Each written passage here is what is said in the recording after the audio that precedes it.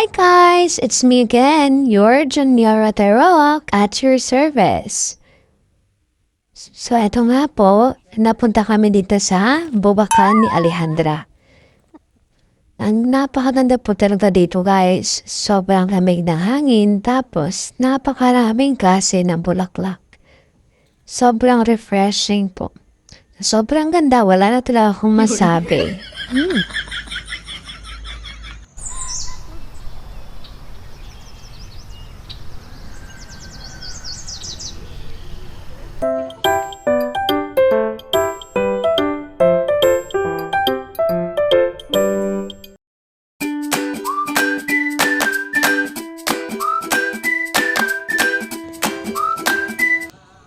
So dito guys, napakaganda po talaga ng tanawin. Kitang-kita niyo po yung bundok, tsaka napaka-refreshing. Napakaganda din po ng simoy ng hangin. Dito lang po yan sa Buwakan ni Alejandra. Madaming spot na pwedeng pag-picture-picture. Pwede niyo pong isama ang inyong mga loved ones.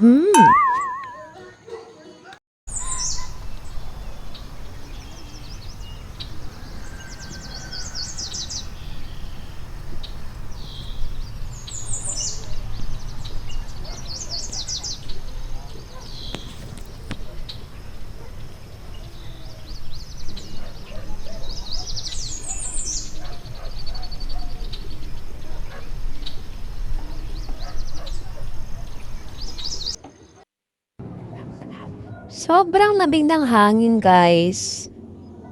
Napaka-refreshing. Wow.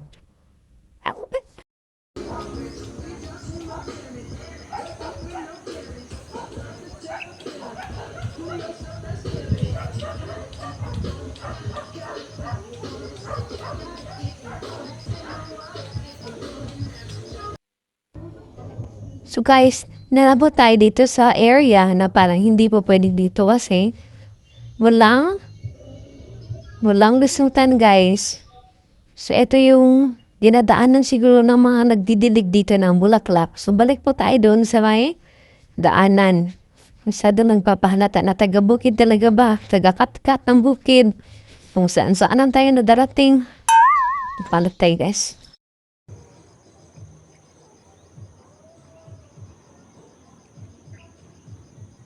Dito yun guys, oh. Yan.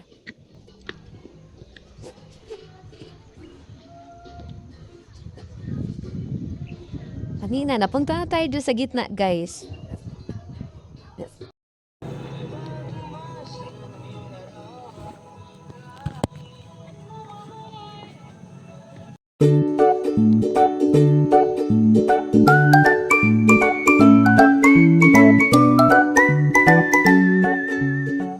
So dito guys, ang entrance po ay 100 pesos. Pag pumitas ka po ng bulaklak, magmumulta ka po ng 500. Kaya kung gusto mong magbayad, magpitas ka na lang. De, joke lang guys. Ba't yun? Pero napunta kami dito, nalapit na po mga 5 p.m. Kanya ganyan na po yung color, wala na masyadong light. So dapat, pagpunta kayo dito next time, mas maganda po yung meron pang sunlight. Para enhance po yung colors ng mga flowers pag nag-picture or nag-video kayo. Okay? Nga, dupa. Dala, may kay. Dala na. Dapat na.